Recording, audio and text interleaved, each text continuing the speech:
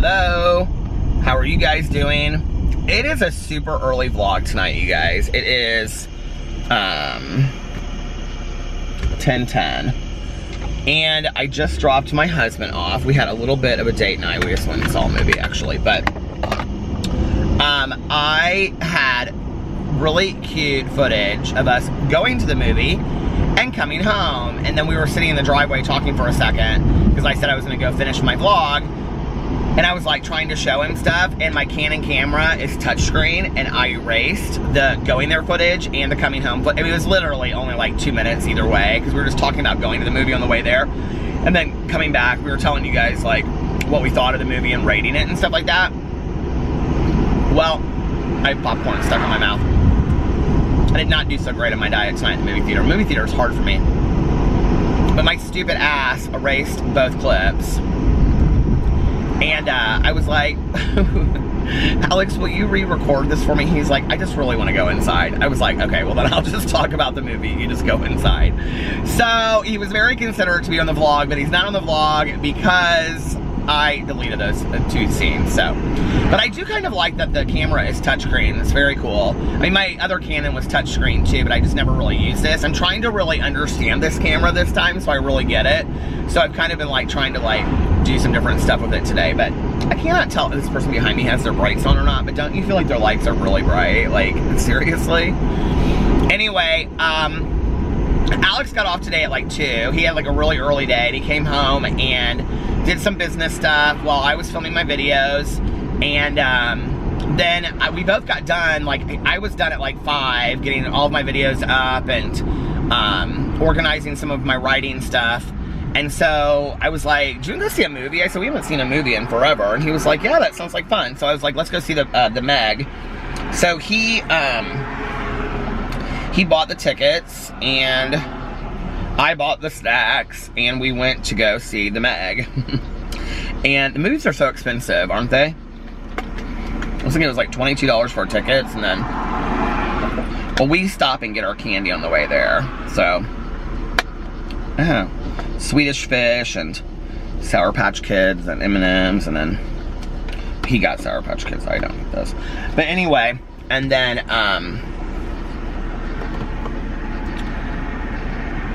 the movie theater that we go to, I don't know if they all have them now or what, but the one that we go to has those recliner seats. I love those so much.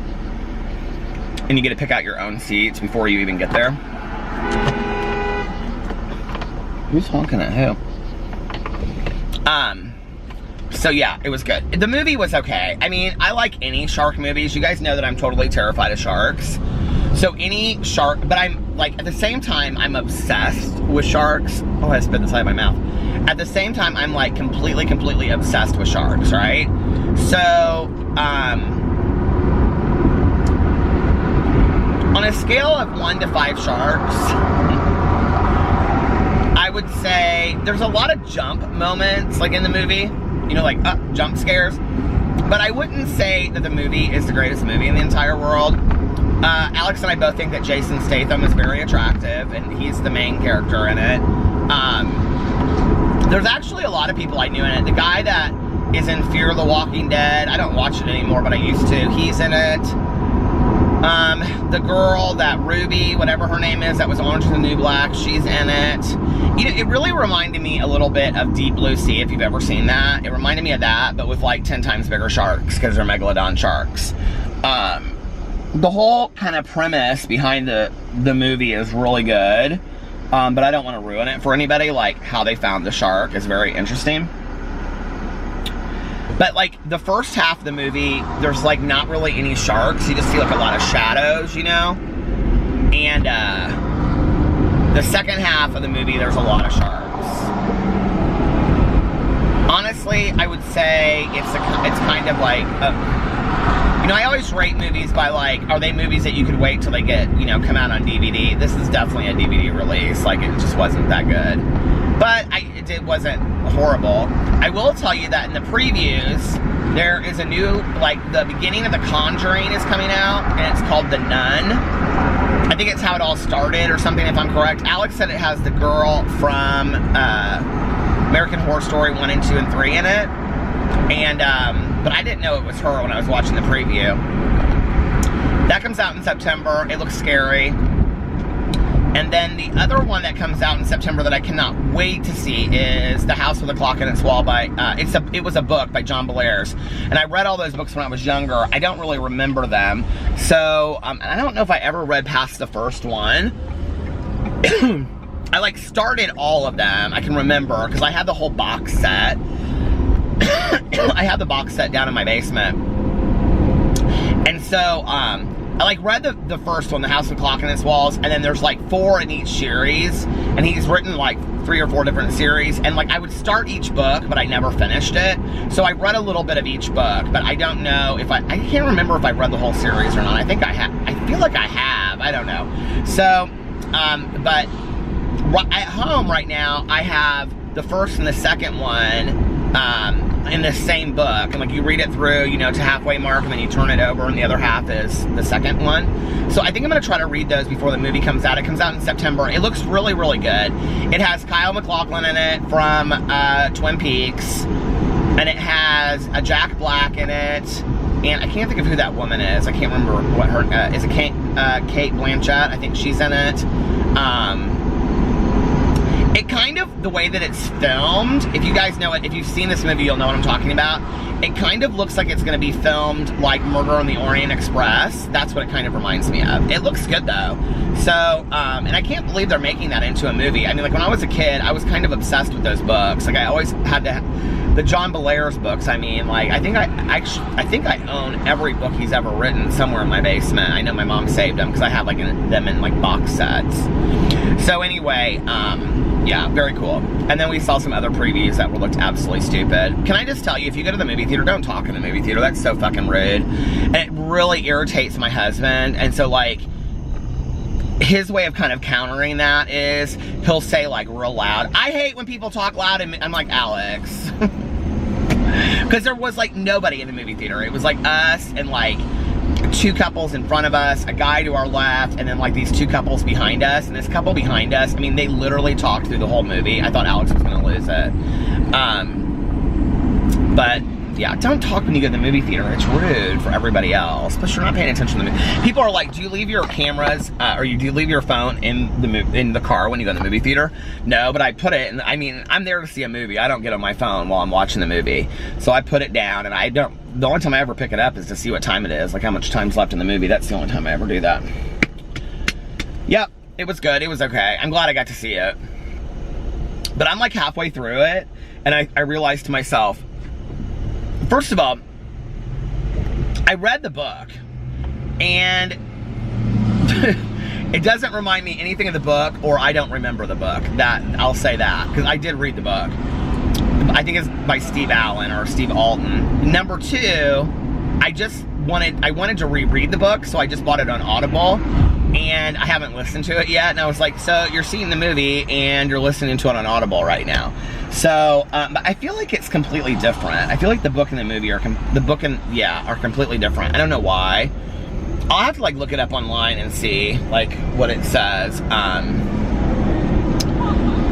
The description of the book. But it was a fun summer movie, you know what I mean? Like, there was nobody at the movie theater tonight. I mean, we went to the 7:45 show. I don't usually like going that early because I feel like there's gonna be like a ton of people at the movie theater, but there was nobody at the movie theater. I mean, it was rather dead. And tomorrow night, we're supposed to go to the fair. One of Alex's friends that he used to work with is coming in town from Dallas with her boyfriend. So we're supposed to meet them at the fair tomorrow night, the Indiana State Fair. So if you're gonna be at the Indiana State Fair tomorrow night, I will be there after about 8:30 or 9. And so we'll only be there for a couple hours. But I just like walking around. When I was a kid, if it's raining, I'm not gonna go because it's not any fun to go to the rain. It's just really muddy to go to the fair when it's raining. When I was a kid, my 2 cousins that lived on a farm that I was growing up with, Carrie and Mickey, they would show animals at 4-H. And so my mom, because we lived down here and they lived in Fort Wayne, Indiana, my mom would take me to go to the fair every year. And so their mom, who's my dad's sister, my Aunt Janny, she and my mom, and this was even after my parents were divorced, she and my mom and I would walk around the fair and all this kind of stuff. And I guess my favorite ride was like the carousel. And I actually put this, something about this in my book. And, or was it a short story that I wrote? I can't remember. But I would go around and around, and my Aunt Janny would like buy these tickets so I could ride it, and I'd go, one more time, Aunt Janny, one more time, Aunt Janny.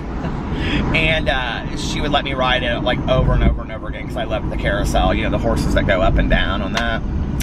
So anyway, but my cousins, Carrie and Vicky, because they would show animals, they would like sleep with the animals. So I don't know if you know what I'm talking, like not literally, but like they would have little areas at the fair. I think I talked about this last year. This one is looking at me like, who are you talking to? I'm talking to my people, okay, lady? But I think I talked about this on here last year. It's like, if you go to the state fair, if you've ever been to it before, they have like areas where all the animals sleep, and like where you can walk through and see them when they're not asleep. And then like they'll have little areas that are like gated in, like where they would keep animals, but like the people that bring the animals sleep there overnight so they don't get hotel rooms and stuff. I'm sure today a lot of them get hotel rooms and stuff, but back in the day, nobody did. They always slept there. And so when you're walking by, you see like all these people have like 10 animals or whatever, right? And then like, you know, horses and sheep and cows and steer and all that kind of stuff. Well, then they have these little areas, and you'll see people have like cots in there, and like tents, gazebos, TVs, microwaves, refrigerators. I mean, like they bring everything. It's like they camp out for they live at the fair for a week, okay?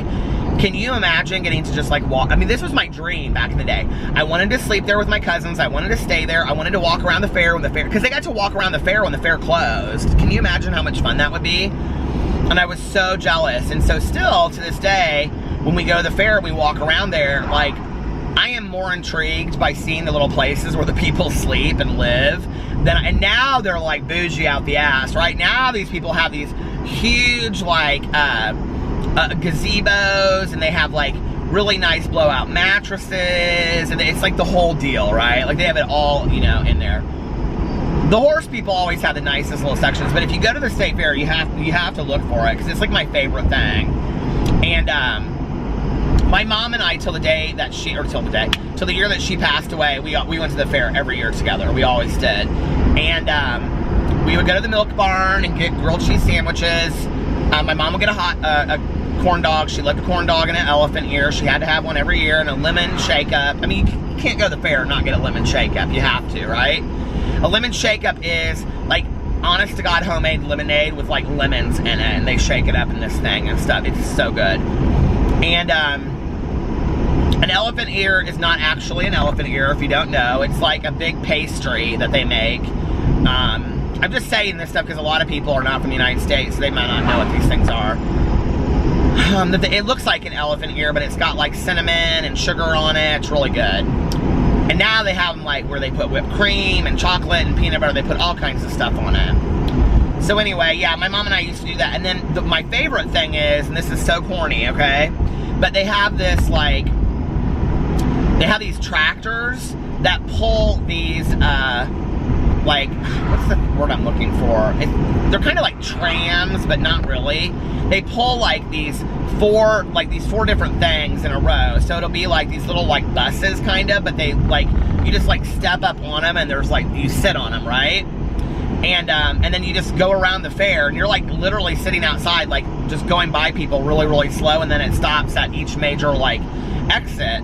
Well, it takes about a half an hour to drive around the whole state fair, and it costs you $1. You can stay on it for, like, I think it's 50 cents or $1. You can stay on it for like that whole ride. So my mom and I would just get treats, and then we would sit on the thing and just keep on giving them $1. We would just ride around the fair, and we would people watch. It's so fun. It is so, so, so fun. Friday nights at the fair are kind of crazy. Like, everybody goes to ride the rides. It's real loud. The area where all the rides are is called the Midway. I don't ride the rides. My husband loves rides. He loves them. even if I love, he's so excited. He's like, oh my God, we're gonna go to ride rides. He's gonna ride rides with his friend.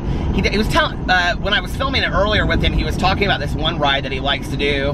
Well, I don't have the video anymore, but he was talking about this one ride that he likes to do where it's like, it spins you around like this, but the cage that you're in is spinning the other way, so you're literally spinning like 2 different ways at the same time.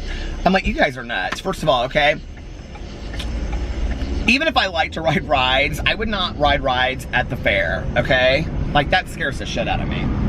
So anyway, but he's real excited about it. That'll be fun tomorrow night. And then Saturday night, we're supposed to go out to dinner with them. I don't know that I'm gonna do that, but I may go out to dinner with them and then not go out. So, and then Sunday is just a regular Sunday, and then, yeah, we leave next week. I'm really excited. Vegas, baby. I ate too much popcorn. Alex always gets popcorn. I wasn't gonna eat any of it, and I kept on just putting my hand in it. Do you guys do that? I was like, oh my God, I keep on eating all this popcorn. I don't need to do that. But today was a good day. I went in my office, oh, ouch, and I wrote for a little bit. And then I was gonna come home and get my videos done. Like I was just gonna kind of relax and take my day because I thought Alex would work till like 6 or 7 tonight. But he called me and he's like, hey, I'm coming home early. And I was like, okay. It was like, I just don't feel like, you know, working the rest of the day, so I'm gonna come home early. I was like, that's cool. So, he came home and he laid in bed and with the dogs and worked on some computer stuff, and but yeah, it was fun. We had a good day. I thought that was a friend of mine over there. You ever like look at cars and you just keep on like looking at them because you think they're like friends of yours? And then when I got back from writing, I went and got a coffee, and then I ran some errands, and then I got home and I took a shower and I changed, and then by the time I did that, Alex got home, and then he was upstairs working on the computer. I filmed my videos, and then I was like, hey, do you want to go to a movie? He was like, yeah, let's go to a movie. And that's what we did. We need to get out of the house more anyway and not just go to restaurants and eat. Although, tonight I ate my weight in popcorn, so I guess it doesn't really matter, does it? I started watching this documentary late last night, and it was so good. It was, I can't remember what it's called. Shoot. Well, it's about this club in Los Angeles called the Catch One. It's been open for like 40 years, and it's kind of known as like a black LGBT bar, is what they say in the documentary. It was bought by this woman, and she started it. But the bar is like really, it's not like just a gay bar. It's open for like anybody can come.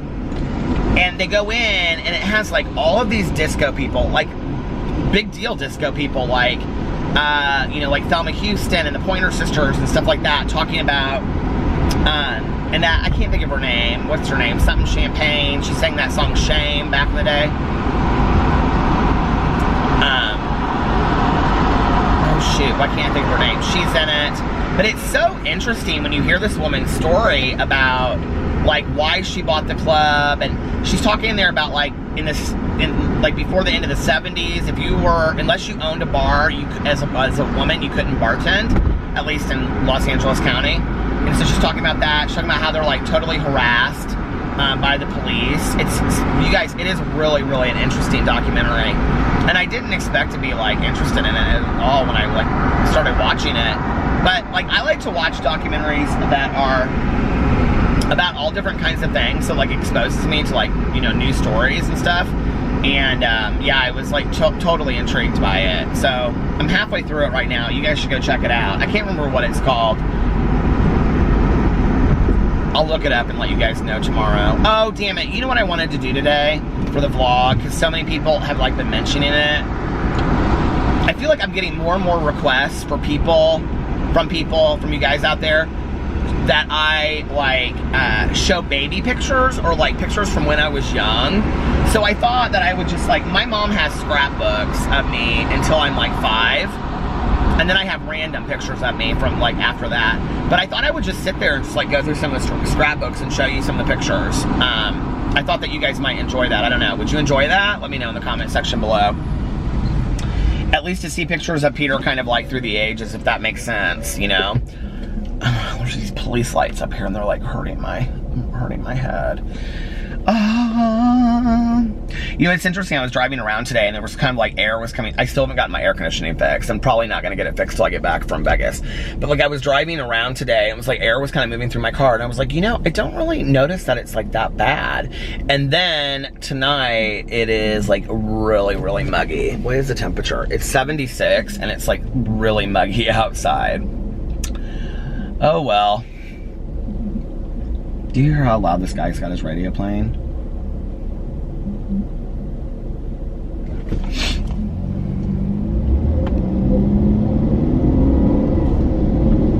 I say that, but like I drive around with my volume on my radio is max always. Not when I'm listening to an audiobook, but like that's why I had to roll up the window. Not when I'm like driving around, like not when I'm listening to an audiobook, but like when I'm driving around listening to music, my is all. It doesn't matter what I'm listening to. I always have it on max volume. Do you guys do that? I just like listening to music really, really loud, and I always have all my windows open when I'm listening to music. So I'm probably like driving along and people are sitting there and they're like, look at that guy, how loud he's playing his music. When I was growing up, you know, we lived in such a suburban area and people were so conservative. And one of the things that drove my mom crazy was that she felt kind of like a sellout sometimes because she would like turn onto our street, and as she turned onto our street, she would turn the music down. And she would say, like when she would get kind of shitty, you know, about stuff, she'd say, have to turn down the music. When we turn down our street, we wouldn't want our neighbors to think bad things about me. Like, she was real conscious of the fact that, like, people would think, like, if she played her music too loud, like, she wasn't being a good mom and stuff like that, you know? And sometimes today, I blast my music just for my mom, just for that, you know? To kind of defy authority to some degree. That's probably stupid, but whatever.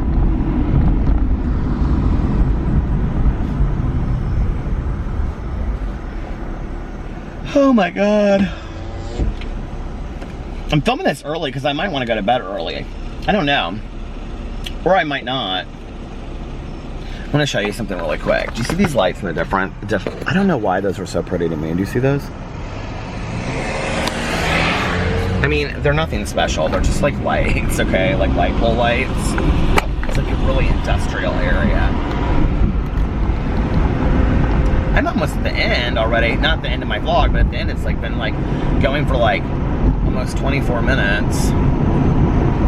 All right, you guys, I'm at like 23 minutes and 6 seconds. So I am gonna stop it and I will be back in just a couple minutes. All right.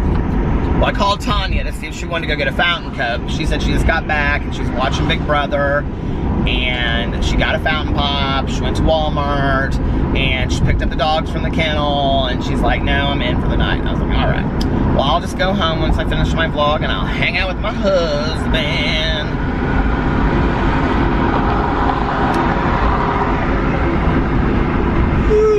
I was telling her, I was like, I'm trying to like watch what I eat before I go to Vegas, but I've got all these, like I went to the movie and ate all this popcorn. I have such a hard time, like if food is in front of me, I eat it, you know? I don't know. Because I told Alex, I said, well, I'm not going to get any candy or anything, I'm just going to get like, you know, a water or Diet Coke. And he goes, you're going to really get it. And he's always supportive of me trying to lose weight. And he's like, you're going to go to the movie and not get anything while I'm sitting there eating popcorn. And I'm like, and I don't want to ruin his time and tell him, you know, don't get popcorn. I was like, yeah, I can do it. So on the way there, I was like, fuck it. I'm going to eat what I want to eat. You only go to the movie every once in a while, you know? Or all the time. All the time you make excuses for why you eat. That's my life story. So,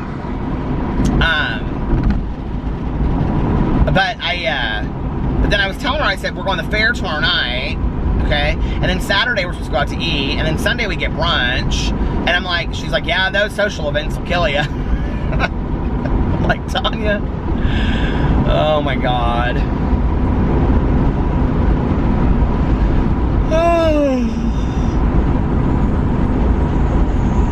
I could just sit and read while he's working on his computer stuff.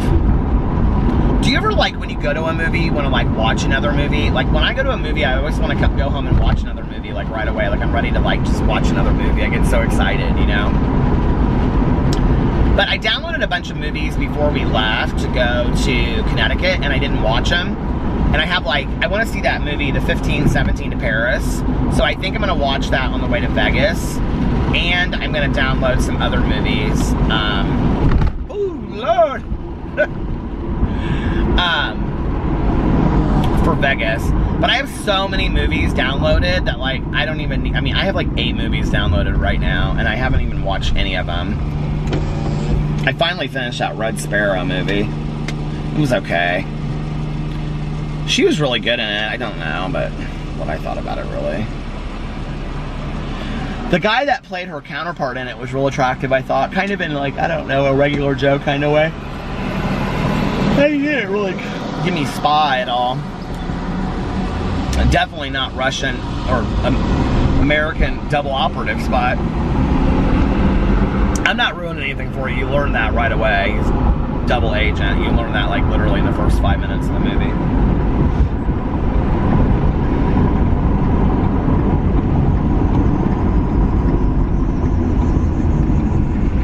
I liked the movie tonight, but do you ever just, like, want to just see, like, a really good movie that you can, like, leave and just tell everybody, oh my god, this movie is so good?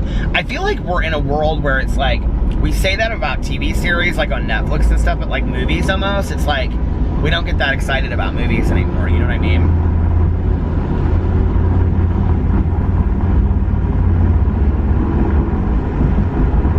Did I vlog about this earlier? I don't think I did. So, I finished, did I vlog after or before last night? I finished Harry Potter last night. Did I say that already on here? No, that was 2 nights. Was it 2 nights ago I finished Harry Potter? 2 nights ago I finished. I don't remember. It was 2 nights ago that I finished Harry Potter. So I want to watch the movie again. I've seen it once, but I want to watch it again. So I could do that tonight too. I know Alex won't want to watch that though. We watched it one time. It was like, he has like no interest in any of that Harry Potter stuff. Like, which is interesting because it's like kind of his generation that like started with all the Harry Potter stuff, you know? And, I mean, he's 34, so he would have been, well, I guess not. What, 20, he would have been 14 when they came out. I don't know, maybe, but he wasn't a reader in high school. And he would have only have been here 2 years, so, but, I mean, they're translated into every language, right? Now, Alex's brother, his little brother, Fufu, was really into the Percy Jackson books. When I first met Fufu, he was, oh God, I forgot that this road is closed over here. He was 14 turning 15, and I can't believe that I've known him for that long. That is like so crazy to me that I've known him for that long. But anyway, he was really into the Lightning Thief books, and so whenever a new one would come out, I would buy them for him. And Alex and I would take him to scary movies too, because we thought he liked them, and he would get so scared. I mean, so scared like in like Transformers movies, and he was like in high school. And I'm like, Fufu, okay, you're like a skater kid, okay? You have friends, you have girlfriends, like, this is the Transformer movie. And he would get so, like, nervous and scary, and now he's not like that at all. Now he loves The Walking Dead and all these scary shows, but, like, we couldn't take him to, like, I can't remember what movie we took him to. It was, like, Happy Valentine's Day or something, and he got, like, I don't know, it was something that came out when he was, like, 15 or 16. We took him to it, and he got, like, so scared of seeing this movie, but...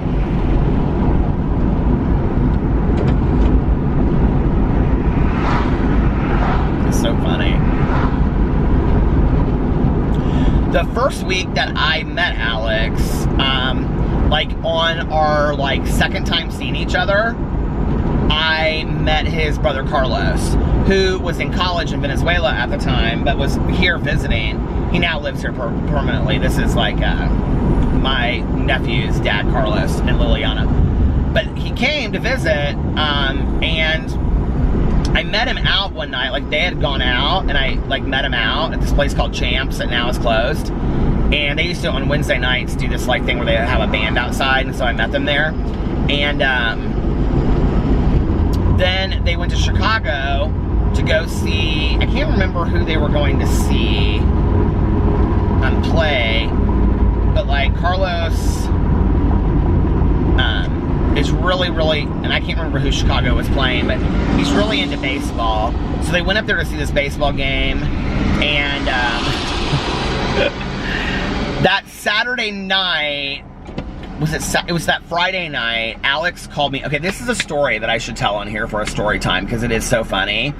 But I need Alex to tell the whole story. I won't tell you what happens in between, but I'll just tell you that I went up there to see him. He called me that Friday night, and he was in Chicago, and he and Carlos's girlfriend at the time were like drinking. And he was like, come up here and visit me and spend the weekend with me in Chicago. Okay, we've now been dating 4 days, right? Not even dating, we've been like talking for 4 days, right? And he wants me to drive to Chicago from Indianapolis to go hang out with them, right? And I don't like even really know him, and I will never forget, I was out with a friend of mine that I haven't seen in years. I don't even know where he's at.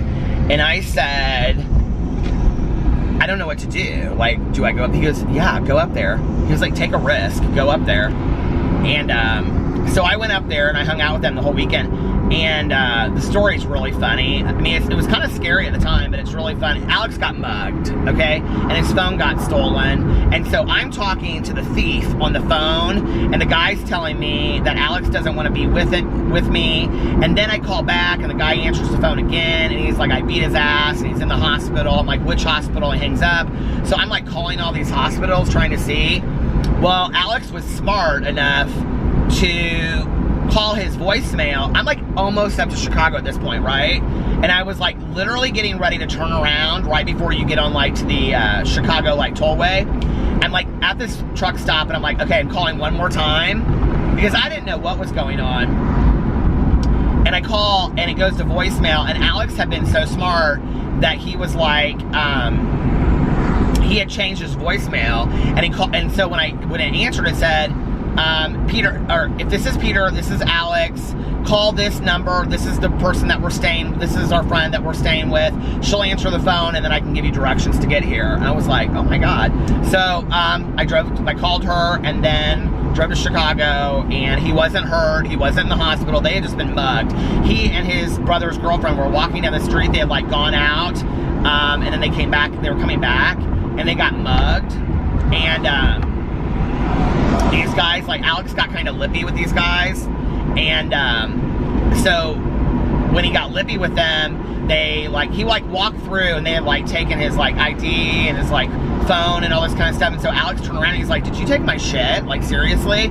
And so it was like these 4 guys came at him, and Alex got like, a couple of them hit Alex. Like the very first picture I've ever posted or I have ever taken of Alex and I is from that weekend. And you can see he has like a bruise on his face. And yeah, so sad story, but funny. I mean, it's funny for us now in retrospect. It's really funny what happened, because that was on Friday. I got up there Friday evening, and we stayed until Monday morning. And that Saturday night, they all went to Wrigley Field. And we we didn't go out that whole weekend. We just like went to some restaurant. We couldn't anyway, because Alex didn't have any ID. We went to some like restaurant, and then we walked around Chicago, and we like window shopped, and like just talked and got to know each other. And then I remember we ate at this little Italian restaurant that was like outside. It was like really romantic. There were like 4 tables. And then like that was Saturday. And then that Sunday, I took him to Gino's Pizza, because we used to go to Gino's Pizza when I was a kid. He had never had it before. And we like walked around like the water tower area and stuff like that. And then that was Sunday. And then on Monday, maybe we left late Sunday night, I don't remember. But we came back. I think we came back late Sunday night. And like we really bonded that weekend and really like got to know each other. Like, like when you first start dating somebody and just talk all the time, and you like don't stop talking, you really get to know them. Like that was that weekend for us. It was like really good. And like after that, when we came back, it was kind of on for us. So I knew right away. He didn't so much though. Alex is like, I don't tell anybody that I love them until after a year. I was like, how many people have you told that I love you? And he goes, just one. I'm like, well, I don't. I tell them within 5 minutes, so let's hit it and get going, because I already know what I want from this. Like, I want to be in this relationship for the rest of my life. Oh my God. I fall in love so quick. I really do. I mean, this is the thing. Like, I don't love to date. I just don't love going on dates with people, because I can tell you in 5 minutes of being on a date. And I didn't really date in between my ex and Alex. Like, I went on like maybe like 5 dates in a year. But I could tell you within literally, not even 5 minutes, like 2 minutes, like I'm wasting my time, or I'm very interested in this person. And there's a couple people that I went on like second and third dates with, but I just wasn't super interested in them. I just was like, you know, it was kind of like, okay, this is fun for right now, but like I don't want to be with this person, if that makes sense. And then what happens is I feel bad, because I'm like, I'm kind of deceiving them. I have popcorn in my mouth. I'm kind of deceiving them, because I don't want to really be with them, and they're interested, or I thought they were, you know. And so I'm just prolonging the inevitable of me saying, hey, look, I don't want to be with you, dude, you know. And I'm not that person either that, like, if you're with somebody and you're not interested, that you think that you're going to eventually get interested. I feel like you kind of know from the beginning, like, sparks fly. And that's what happened when I met Alex. Like, right out of the gate, I was like, oh my God, you know?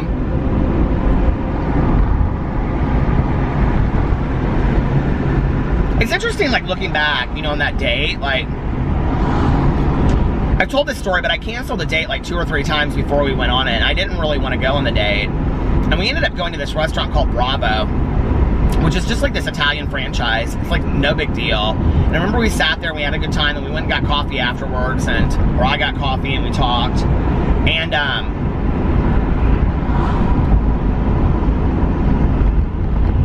like, I'm sure we came back to the condo, and I'm sure I lit a bunch of candles and shit, because I'm just that person, right? And then we made out and all that, you know how it goes. But anyway, like, when I look back on that conversation, like, I don't know what Alex took from me, but I mean, he's always said, like, I just found you so intriguing that first date. He's like, and you just seem so carefree, and like, you know, and honestly, like, this is so weird, but like, after my mom passed away,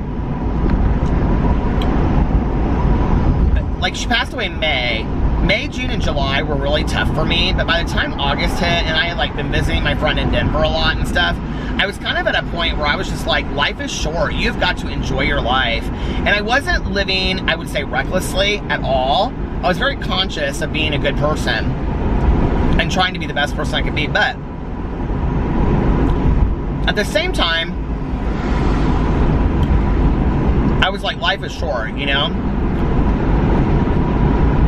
I don't think I was the same person before my mom passed away that I was I mean, I know I'm not. I wasn't, but I really think that the way that I looked towards the world was different. You know, before my mom passed away, I looked at the world with a lot of fear. I was extremely afraid of dying. And I think that what my mom's death did for me was all this popcorn. I think it confirmed, this is why I always go home and brush my teeth after I go to a movie or eat or anything. I'm like obsessive about brushing my teeth. But I think it confirmed for me the fragility of life, you know, and that, like, you gotta live it while you're here. And you know what I mean? Like, I don't know. And I think that had that not occurred, which is sad, you know, like, that I had to go through my mother passing away for me to learn that. I don't know that I would be on YouTube now. I don't think I have written a book. I definitely don't think I'd be with Alex. I think all those things had to occur for me to be a different person. And I think he witnessed that different person on that day. You know, it's interesting because I've been talking a lot on my main channel about people saying that they've changed. I've changed. I made even kind of a joke about it on Twitter and in some of my videos. But, you know, what I've said in my videos is that we change all the time. None of us are the same people that we were yesterday. Little inconsequential things can happen and we change. You know, we can see a movie and something can make us change, you know? We can see a TV show and something can make us change. We can hear a song. We can witness something happening. Things make us change all the time. But I think when we talk about profound changes of who we are as people, it sometimes takes going through something and coming out on the other side, you know, and realizing not necessarily that you're a stronger person or anything like that, but that there was a lesson to be learned by going through what you went through. I think that when you lose a parent, and I can only speak about losing a parent, I think your age and their age has a lot to do with it. I think, like, you know, if you lose a parent when you're in high school compared to if you lose a parent when you're 40, I think it's very different. I think if you lose a parent when you're 4 versus 14, it's very different. And I think different issues come out of it, different learning experiences, so to speak. What time am I at? Okay, so, but, you know, we do change. Sometimes not always for the better either, you know? Like, I know a lot of people that have gone through some really hard shit in their life, and it's really made them cold or hardened them, if that makes sense. Like, they're not saying, you know, like, I went through all this stuff and I'm like a changed person today and I feel better about it. It's like really hardened them to the world. They're very cold about things, if that makes sense, and it makes me sad, you know? And I'm happy that that's not my experience. I can't say that. I guess I can't say. I lost a very dear friend of mine. We were really, really good friends for a long time. And I was put in the middle of her and her girlfriend, and maybe got a little too opinionated at times. Solicited, though, I will say. I was asked my opinion, and I, you know, should have just shut my mouth and not said anything, but she's not even with this person anymore. But, you know, it really affected our relationship. I didn't talk to her for 2-3 years, and, you know, now we're friends again, but it's different, and I don't think it'll ever be the same as it was before, which makes me really sad. It breaks my heart. I would say because of that experience, I'm a little, I hate saying this, but I'm a little hardened to, like, really getting involved in people's relationships. Okay, what I mean by this is, like, if a friend of mine, you know, brings over a new boyfriend or girlfriend, I'm totally courteous. Let's go to dinner. I'll meet them. I'm not real willing to get super involved as a couple with them until I know that you're going to be together for a while with them, if that makes sense. And the second that you ask my opinion about what I think about your relationship is when I go silent. I don't give people relationship advice anymore. Not my friends, because, I mean, on a video to talk about relationship stuff from my personal relationship is one thing, but to give a relationship advice to a friend, I will never do that again. I got really burned at the stake, and then it was used against me when I didn't even ask to be put in that position. So it makes me sad, you know, like, and I don't want to be hardened that way. I mean, I believe, you know, in giving 10, 12 chances, and I did that, you know, I really did, and it was like, owned my part of what I didn't even really feel like I had done a whole lot wrong, but I just wanted to clean up my side of the street, didn't change anything, you know? So, I don't know. I do believe the saying, though, that friends come into your life for a reason, a season, or a lifetime. And what's really sad is I think that you realize over time, as you get older, that some of the friends that you thought were lifetime friends are really reason or season friends. And I think it's very, very sad. You know, like, there are so many friends in my life that I thought that there would never be a day that I didn't talk to them, that I literally have not talked to on the phone in 5 or 10 years. I mean, to tell you, friends that I thought, I mean, shit, a lot of them, coworkers, dear friends, roommates that I thought that I would talk to for the rest of my life on a daily basis, and I just don't, you know? And, but life changes, you know, you grow up, you grow on, and their life changes, and they get married, and they settle down, or they don't, and they move, and they travel, and life changes. You know, we're not the same people that we were 20 years ago. Like, we change, you know, and I've changed. But we do, you know, we change, and it's like, I don't want to just stay sad about that shit for the rest of my life. Do I miss those people? Sure, but I got great new people in my life too, you know? And I've got old friends as well, like Tanya. One of the weirdest things for me is that I had this friend, before I met Tanya, her name's Krissa, and I mean, we were like, she was my diehard good Judy, and I mean, we used to joke back in the day that we'd get married if we hadn't met anybody by 30. I mean, like, we were diehard, okay? We shared a one-bedroom apartment together and slept in the exact same bed every night, okay? And no romantic, anything weird going on, just as friends, okay? We did that for 3 years straight. I mean, I have not talked to her on the phone in like 10 years. Like maybe one time in 10 years, we've talked on the phone for like 20 minutes. She lives in a completely different country now. I mean, I don't even know I don't know if she has kids. I know she's married. I don't know what her life looks like at all, you know? And that's what happens sometimes. It's sad, but that's the reality of what happens sometimes. So anyway, but back to my first date, you know, like, it's interesting, like,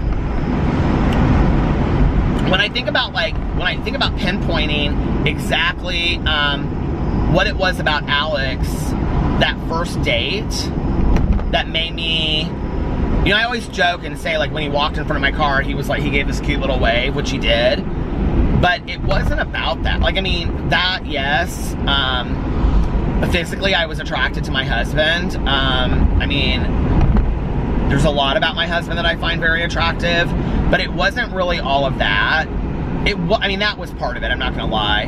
But he just really enjoyed life, you know? And at that point in my life, I didn't really know that many people like that. Like, he was just really serious. And the thing is that, like, my friend that lived in Denver that I was thinking about moving out there with, oh, it's gonna stop, hold on. Okay. My friend that I was gonna go my friend that lives in Denver that I was gonna go move out there and be by, he's married out there now, but I was gonna go out there, and, you know, because he was already there, and I traveled and visited him a lot that summer. He's very much like Alex in, like, really enjoying life and all of the color of life, if that makes sense. Like, just listening to music all the time and wearing great clothes and fun clothes and going here, going there, and being with people and living with no fear and just, let's do this. And he's so much fun to be with. It's like there's just so much energy, right? Well, Alex is similar to that. And, like, he's just really, Alex is really fun. And has the ability to be serious, but to be able to turn it off too and say, like, I just want to have fun tonight. You know what I mean? And so I saw that. And at that time in my life, other than my friend that lived in Denver, everybody in my life was very, very serious. Like, you know. And so it was refreshing when I met Alex. And my two exes that I had been with, who were fantastic, you know, when we first got together, we just fell out of love and fell apart and things like that, but there was just an easiness about Alex that was so completely different than, I mean, those two seemed very similar in certain ways. There was an easiness about Alex that was so completely different that it made me, like, want to know more. It made me, like, want to be interested and find out more about him, you know?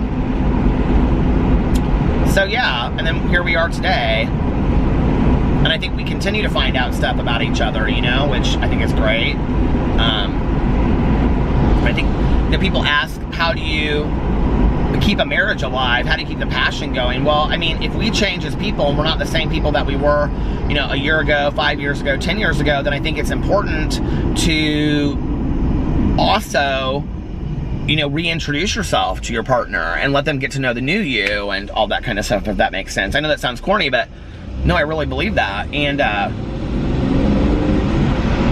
rediscover each other, you know? I think often what happens in marriages and relationships is when we don't share that with somebody, and then one day you wake up and you realize you don't really know each other and you've kind of gone completely separate ways. I think that could happen in any relationship, I really do. when you're not sharing parts of yourself with each other. And Alex and I really have to work on that too, you know, like, in sharing our life with each other. And I think that when I see a lot of my friends whose relationships don't make it, like, that's kind of where I see it. Like, when you look at, you know, when you see, like, what has started the ending, it's like, well, they just didn't really know each other very much anymore, you know? It's one thing to have different interests.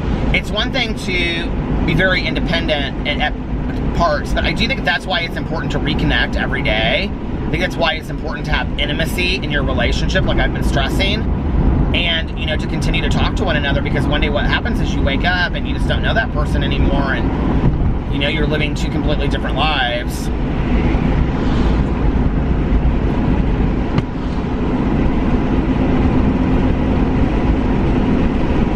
It's interesting because somebody commented on my video and said something to the effect of, it's been like a couple weeks since I saw this, but I think it was a video that Alex was in. They said something to the effect of, I mean, it was a critical comment, and they said, you know, oh, Alex and Peter aren't really in love, and they're just like roommates, and their marriage is failing. Why you would ever say that about somebody's marriage? I mean, I guess because I'm a character on YouTube to people that don't really know me, I guess. I don't know.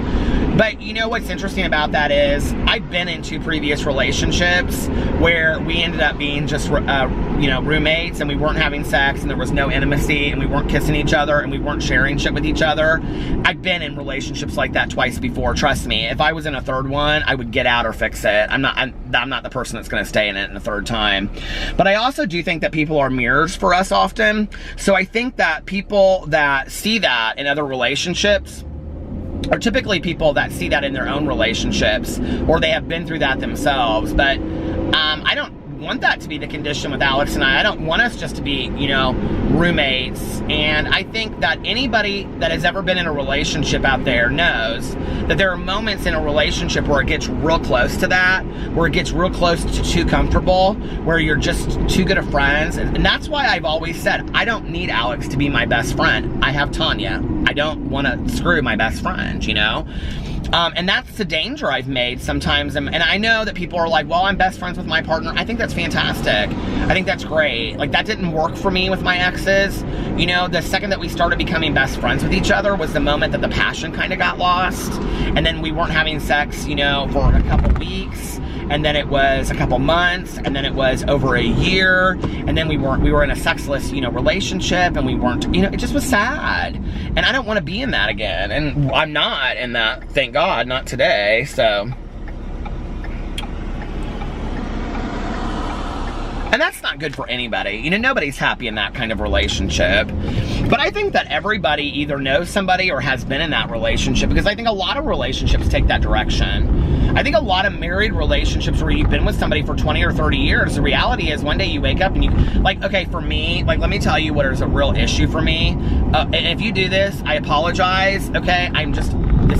This is a personal issue that I would never do this in my own marriage, is separate bedrooms. Like, I have so many people that I know that sleep in separate bedrooms. I have so many friends, and like, it's always like starts like this. Well, he snores or she snores, or I have to get up really early. I have to get up so many hours, you know, whatever. It's like, okay, I don't know. I just don't like the separate bedroom thing. Like, it really upsets me, you know? I feel like couples should go to bed together. I feel like they should kiss each other goodnight and hold each other and make out a little bit before they go to bed, you know? And I think often that we forget why we're in relationships, you know, because we're with that person because we love them and we want to really be with them, you know, not just because they are to us the person that we have chosen to be with. Like, that's different than family, you know? That's different than, I mean, we've chosen to be intimate with this person. And so we have to, like, keep on top of that, you know, and make sure that we're addressing that. And I think, like, you know, so I know I'm going to get a lot of questions from people that are going to say, well, if you are in a sexless marriage, or if you are in a relationship where you guys are just roommates, how do you start it? Because I know, you know, that it's really tense to just come out of the gate and go, okay, we're going to screw tonight, let's do it. No, you have to start with those other forms of intimacy that I was talking about, you know? You have to start having conversations again. You have to hold each other's hand, you know? You have to, I think, start kissing again, whether it's in the morning or the evening, then, you know, go for a little bit of a deeper kiss. You know, it's just, hey, this is the person that you love. This is the person that you chose to be with. Be with them, you know? Make it special. I love kissing my husband. I love kissing my husband. He's a great kisser, and so am I, you know? And I don't, you know, like,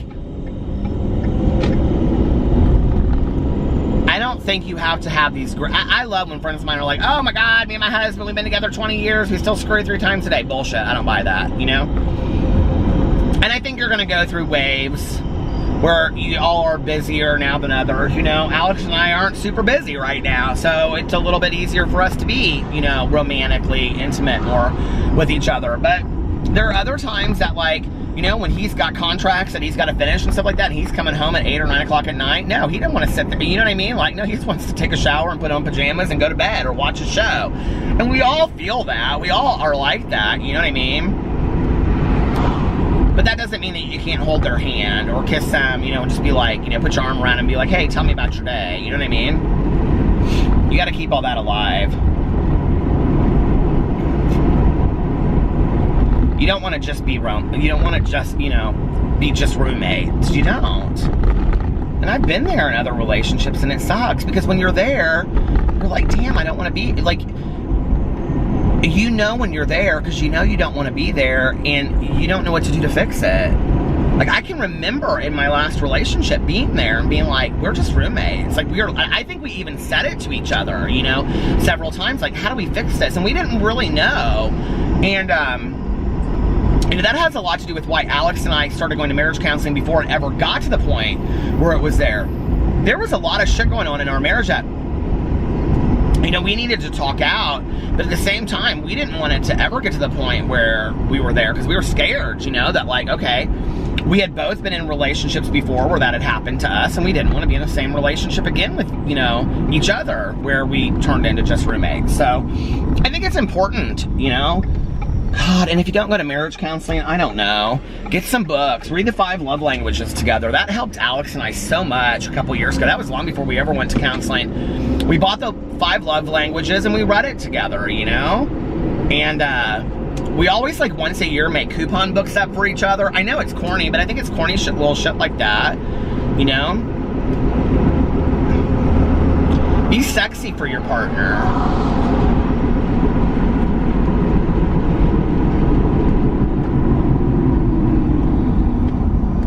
Text them sexy stuff.